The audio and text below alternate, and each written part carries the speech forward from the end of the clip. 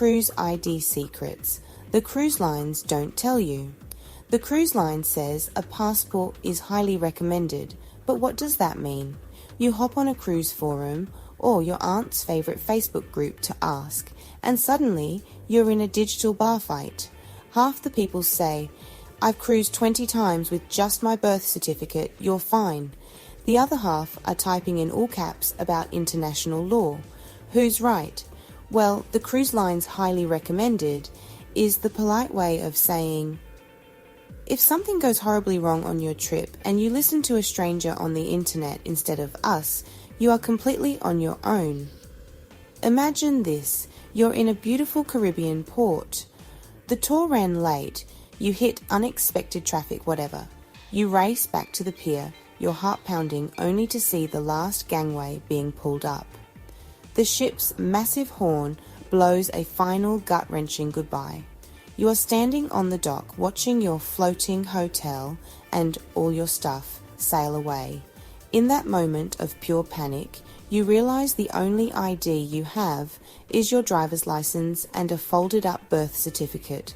You are stranded in a foreign country. That highly recommended line suddenly feels like a massive understatement. It's a quiet warning hiding secrets that could wreck your vacation, cost you thousands of dollars, and turn a dream trip into a nightmare. In this video, I'm going to expose what the cruise lines aren't screaming from the rooftops and give you the one non-negotiable document strategy you need for a 100% worry-free cruise. The official story, the closed-loop loophole. First, you have to understand the rule that creates all this confusion. This is what makes people, maybe even you, think cruising without a passport is totally fine. It's a government rule called the Western Hemisphere Travel Initiative, or WHTI for short. Under this rule, if you're a US citizen on a closed-loop cruise, you technically don't need a passport to get back into the country. A closed-loop cruise is one that starts and ends in the US port. A cruise from Miami to the Bahamas and back to Miami is a closed-loop cruise. Same for a cruise from Galveston to Mexico and back to Galveston. Because of this loophole, cruise lines like Carnival, Royal Caribbean, and Norwegian will let you board with two other documents. First, an original or state-certified copy of your birth certificate. I cannot stress this enough. It must be the official one. The cute hospital certificate with your baby footprints is a lovely keepsake, but it is not a real travel document and you will be denied boarding.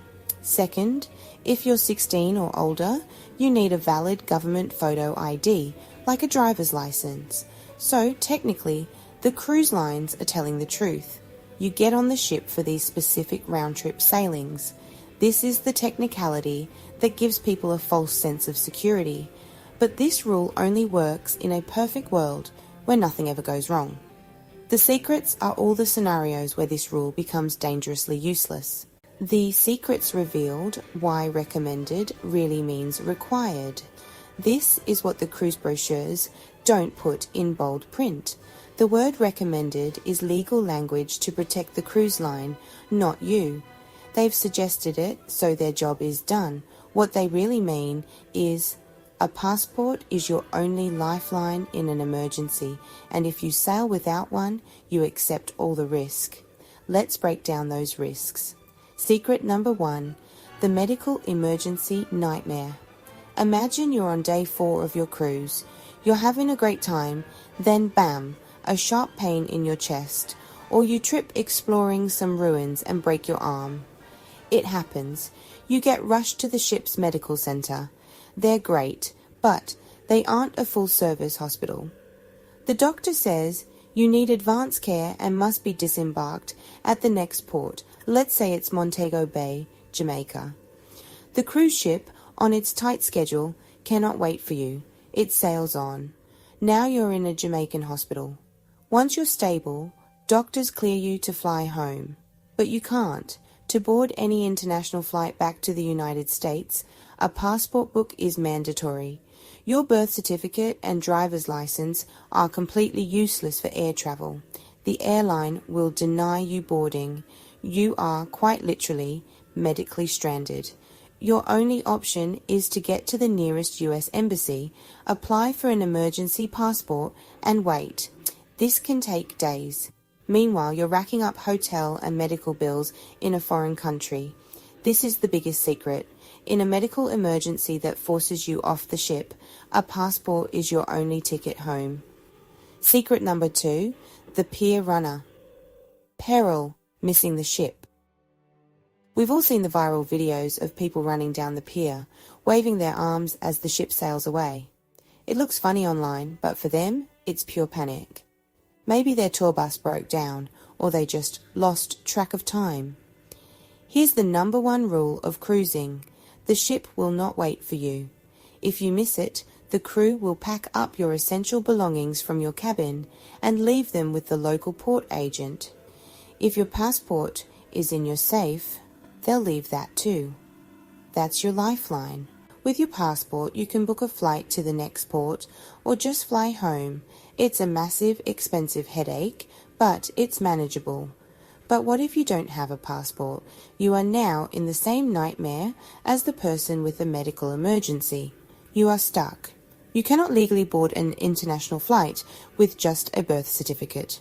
You'll have to find the US Embassy, which could be hours away, spend a ton of unbudgeted money on hotels and food, and then pay insane, last-minute airfares to get home. A simple mistake of being 15 minutes late just turned into a multi-thousand-dollar disaster. Secret number 3, the birth certificate, black hole and other document traps. Even if you avoid a huge disaster, relying on a birth certificate is asking for trouble. First, not all birth certificates are the same. You need an official, certified copy from a state or county vital records office, not a photocopy, not the souvenir one from the hospital. People get turned away at the port every single year for bringing the wrong one, and their vacation is over before it starts, with no refund. Second, name changes are a huge trap. If your birth certificate says Jane Smith, but your driver's license says Jane Jones because you got married, you're in trouble. You also need your original marriage certificate or court documents to link the names. A passport is issued in your current legal name, which solves this problem completely. Third, some foreign ports can require a passport, even on a closed-loop cruise. While the US lets you back in without one, other countries have their own rules. Itineraries that visit places like Martinique, for example, have required passports just for passengers to get off the ship. The cruise line may not make this super clear when you book. You could be denied boarding or just stuck on the ship all day. Finally, getting off the ship is slower. When you return, you have to go through US customs. Passport holders often get through a faster line because their document scans in seconds. Birth certificates require manual inspection, and those lines are often visibly longer. The ultimate solution, your document strategy. The answer is simple. The only truly safe way to cruise is with a valid US passport book. It solves every single problem. Passport book versus passport card. You might be tempted by the cheaper, wallet-sized US passport card. It's valid for sea travel on these closed-loop cruises, but it has one fatal flaw. It is not valid for international air travel. If you have any emergency and need to fly home, the passport card is just as useless as a birth certificate. Get the book. The 6-month validity rule.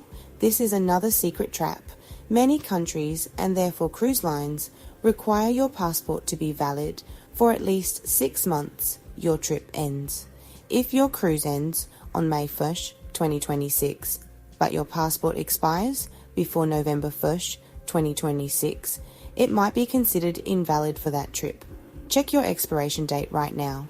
If it's within a year, start the renewal process. Should I take my passport off the ship?